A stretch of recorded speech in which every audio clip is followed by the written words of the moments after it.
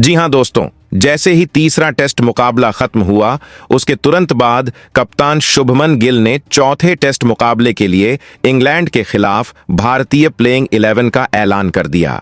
और यकीन मानिए दोस्तों, चौथे टेस्ट मुकाबले में ऐसे ऐसे खिलाड़ियों को शामिल किया गया है जिन्हें देखने के बाद इंग्लैंड की टीम को अभी से ही चौथे टेस्ट मुकाबले में हारने का डर सता रहा है। वहीं इसके साथ चौथे टेस्ट मुकाबले से उन खिलाड़ियों को बाहर का रास्ता दिखा दिया गया है जिन्होंने तीसरे टेस्ट मुकाबले में मौका मिलने के बावजूद कुछ खास प्रदर्शन नहीं किया था। इसके चलते चौथे टेस्ट मुकाबले में हमें एक नई प्लेइंग 11 देखने को मिलेगी जिसमें कुछ नए चेहरे भी शामिल होंगे। तो दोस्तों, चौथे टेस्ट मुकाबले के लिए क्या होगी भारतीय टीम की प्लेइंग 11, यह तो हम आपको बताएंगे ही। साथ ही यह भी बताएंगे कि चौथा टेस्ट मुकाबला कब, कहां और कितने बजे से किस स्टेडियम में खेला जाएगा। और हां, इस चौथे टेस्ट मुकाबले को आप टीवी और मोबाइल पर किस चैनल और किस प्लेटफॉर्म पर देख सकते हैं, इसकी भी पूरी जानकारी देंगे। इसलिए वीडियो को शुरू से लेकर अंत तक जरूर देखिएगा। और हां, वीडियो को लाइक जरूर कर दीजिएगा। साथ ही हमारे चैनल क्रिकेट कॉडेक्स को सब्सक्राइब करके बेल आइकन दबाना न भूलें। बेल आइकन प्रेस करने के बाद ऑन एल नोटिफिकेशन जरूर ऑन कर दीजिए ताकि क्रिकेट की सभी ताजा और नई अपडेट्स आपको सबसे पहले मिल सकें। अब दोस्तों, वीडियो शुरू करने से पहले आपसे एक सवाल, शुभमन गिल और सूर्य कुमार यादव, इन दोनों में से आपके हिसाब से सबसे ढाकड़ कप्तान कौन है और सबसे दमदार बल्लेबाज कौन है? अपना जवाब हमें कमेंट में जरूर बताइएगा। दोस्तों, जैसे कि हम सभी देख रहे हैं, 5 टेस्ट मैचों की इस सीरीज में से 3 टेस्ट मुकाबले खत्म होने के बाद अब सीरीज एक बेहद रोमांचक मोड पर आ चुकी है, क्योंकि चौथा और 5वां टेस्ट मुकाबला यह तय करेगा कि आखिरकार इस बार सीरीज की ट्रॉफी किसके हाथों में जाएगी। वहीं दोस्तों, अगर बात करें चौथे टेस्ट मुकाबले की तारीख की, तो यह मुकाबला 23 जुलाई से 27 जुलाई तक खेला जाएगा। यह मैच मैनचेस्टर के खूबसूरत ग्राउंड में आयोजित होगा। भारतीय समय के अनुसार इस मुकाबले की शुरुआत दोपहर 3:30 से होगी, यानी 3 बजे टॉस उछाला जाएगा। अब बात करें इस मुकाबले को कहां देखा जा सकता है, तो आपको बता दें कि मोबाइल पर इस मुकाबले की लाइव स्ट्रीमिंग ऐप जियो प्लस हॉटस्टार ऐप पर देख सकते हैं। वहीं बड़े पर्दे यानी टीवी पर आप इस मुकाबले को सोनी स्पोर्ट्स नेटवर्क के चैनल्स पर लाइव देख सकते हैं। तो दोस्तों, ये तो हो गई बात कि भारत और इंग्लैंड के बीच चौथा टेस्ट मुकाबला कब होगा, कहां होगा, कितने बजे से होगा और किस स्टेडियम में होगा। साथ ही यह भी कि आप इस मुकाबले को टीवी और मोबाइल पर कहां देख सकते हैं।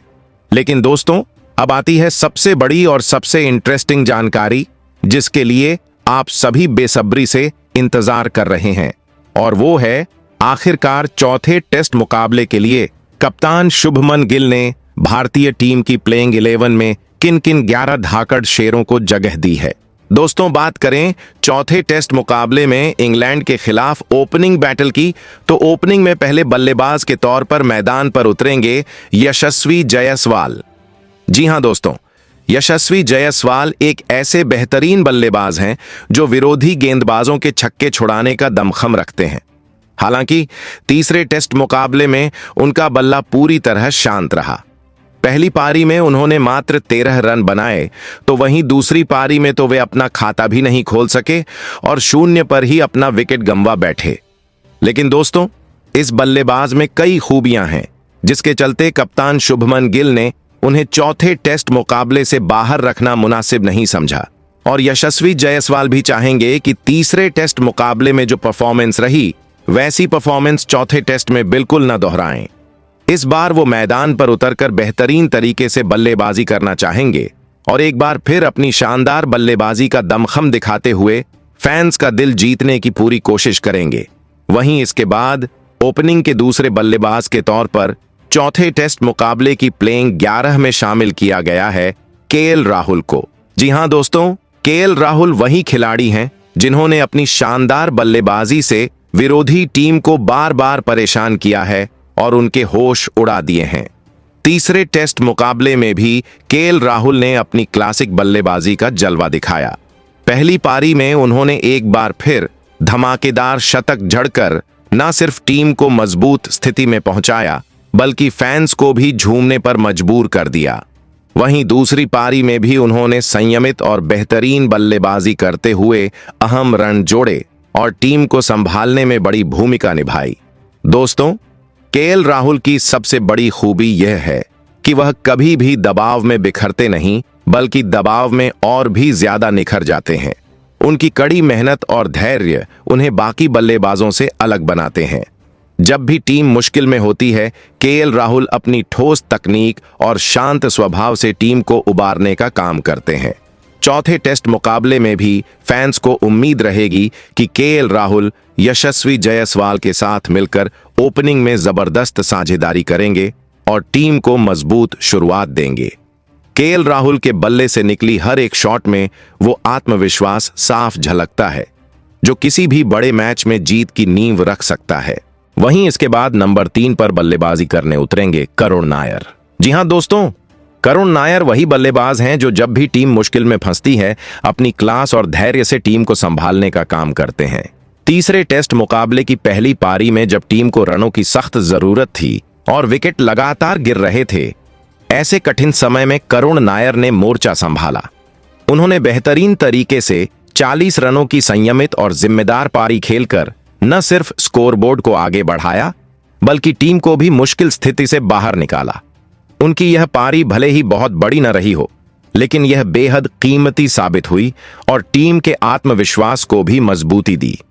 हालांकि दूसरी पारी में करुण नायर ज्यादा रन नहीं बना पाए और जल्दी ही पवेलियन लौट गए, लेकिन इसका मतलब यह बिल्कुल नहीं कि उनकी बल्लेबाजी क्षमता पर कोई सवाल उठाया जा सकता है। करुण नायर एक ऐसे बल्लेबाज हैं जिनका अनुभव और तकनीक टीम के लिए अमूल्य है। जब भी उन्हें मौका मिलता है, वह पूरी जिम्मेदारी के साथ खेलते हैं और टीम के स्कोर को मजबूती देने की कोशिश करते हैं। कप्तान शुभमन गिल ने भी करुण नायर की इसी भरोसेमंद बल्लेबाजी को देखते हुए चौथे टेस्ट मुकाबले के लिए उन्हें टीम में जगह दी है। वहीं इसके बाद चौथे नंबर पर बल्लेबाजी करने उतरेंगे टीम के कप्तान शुभमन गिल। जी हां दोस्तों, शुभमन गिल वही बल्लेबाज हैं जो विरोधी टीम के गेंदबाजों की धज्जियां उड़ाने के लिए जाने जाते हैं। उनकी बल्लेबाजी में वह खास आत्मविश्वास और आक्रामकता नजर आती है, जो किसी भी बॉलर को दबाव में डालने के लिए काफी होती है। हालांकि तीसरे टेस्ट मुकाबले में शुभमन गिल के बल्ले से कोई बहुत बड़ी पारी देखने को नहीं मिली। पहली पारी में वह जल्दी आउट हो गए और दूसरी पारी में भी वह कुछ खास रन नहीं बना सके। लेकिन दोस्तों, अगर उनकी कप्तानी की बात करें तो उसमें उनकी सूझबूझ और शांत स्वभाव साफ नजर आया। मैदान पर उनका नेतृत्व देखने लायक था। उन्होंने हर गेंदबाज को सही समय पर इस्तेमाल किया, फील्डिंग सेटिंग में लगातार बदलाव किए और खिलाड़ियों को मोटिवेट करते रहे। शुभमन गिल की सबसे खास बात यह है कि जब भी टीम मुश्किल में होती है, वह मैदान पर अपने फैसलों से टीम को रास्ता दिखाते हैं और खिलाड़ियों में जोश भरते हैं। कप्तान के रूप में उनका आत्मविश्वास और मैदान पर उनका पॉजिटिव बॉडी लैंग्वेज टीम के बाकी खिलाड़ियों को भी प्रेरित करता है। चौथे टेस्ट मुकाबले में उनकी बल्लेबाजी और कप्तानी दोनों ही भारत के लिए बहुत बड़ी ताकत साबित हो सकती हैं।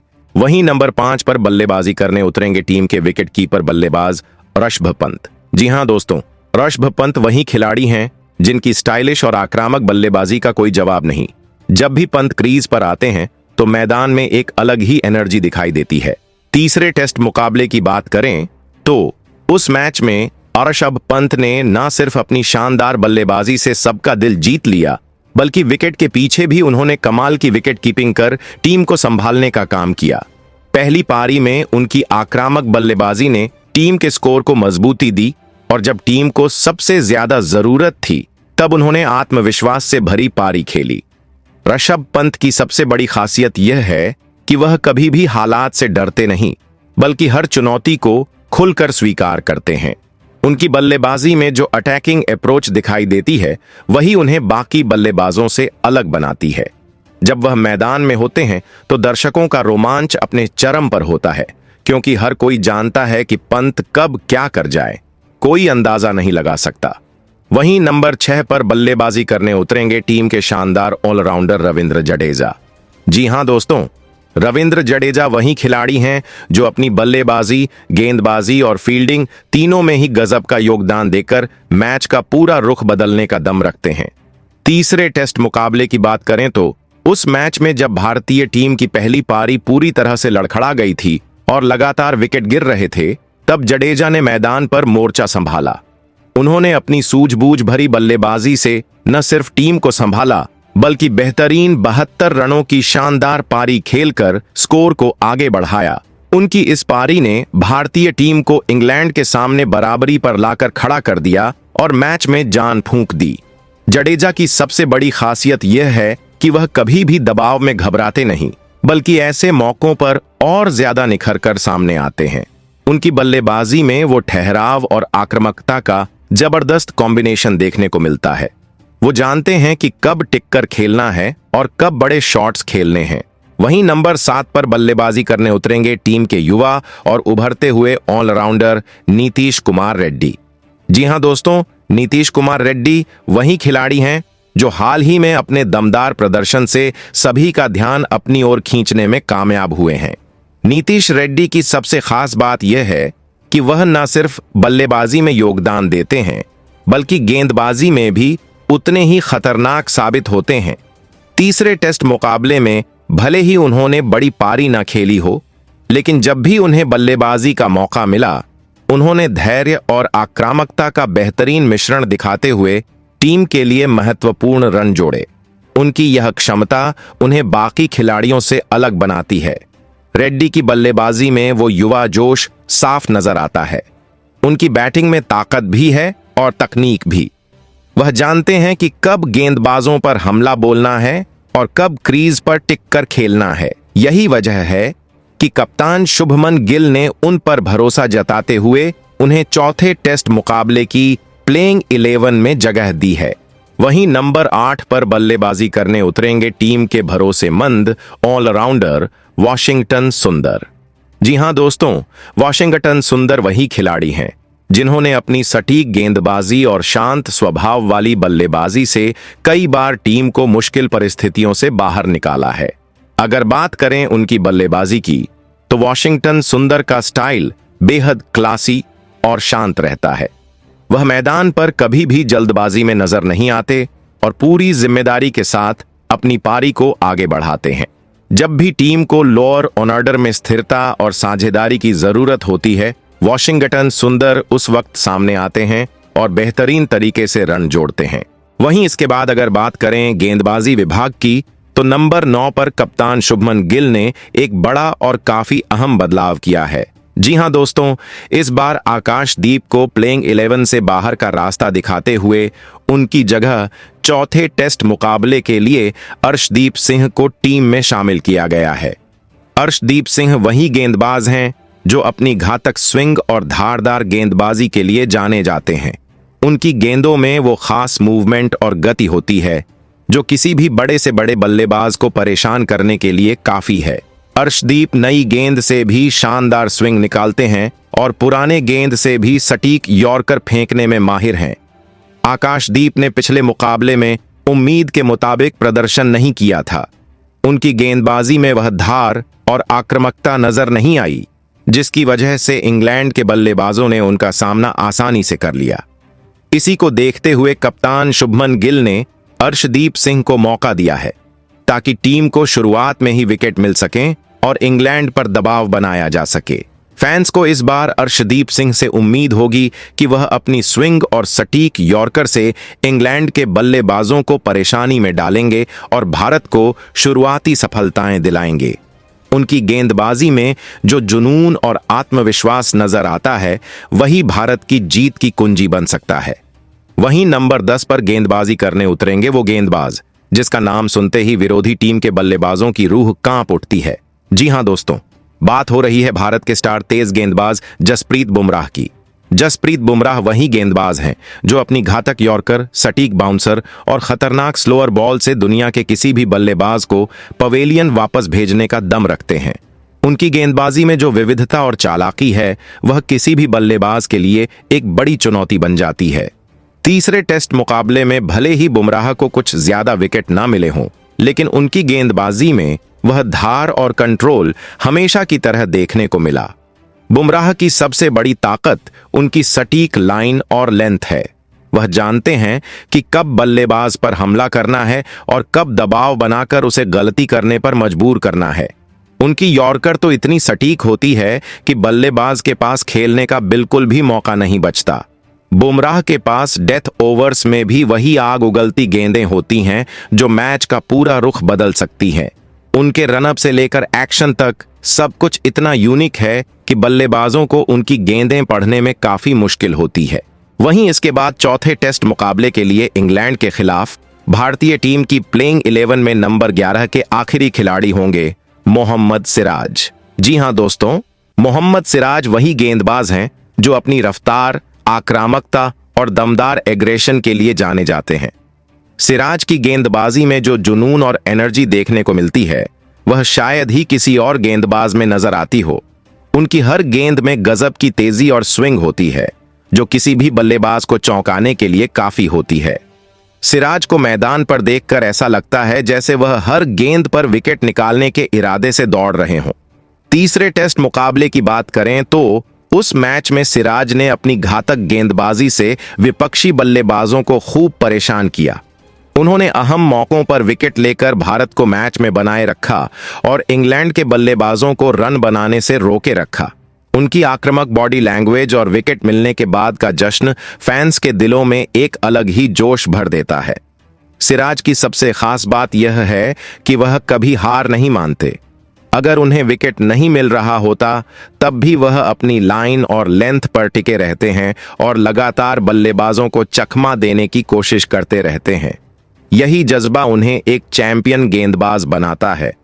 तो दोस्तों, यही वो 11 खिलाड़ी हैं जो इंग्लैंड के खिलाफ चौथे टेस्ट मुकाबले के लिए भारतीय टीम की प्लेइंग 11 में हमें खेलते हुए नजर आ सकते हैं।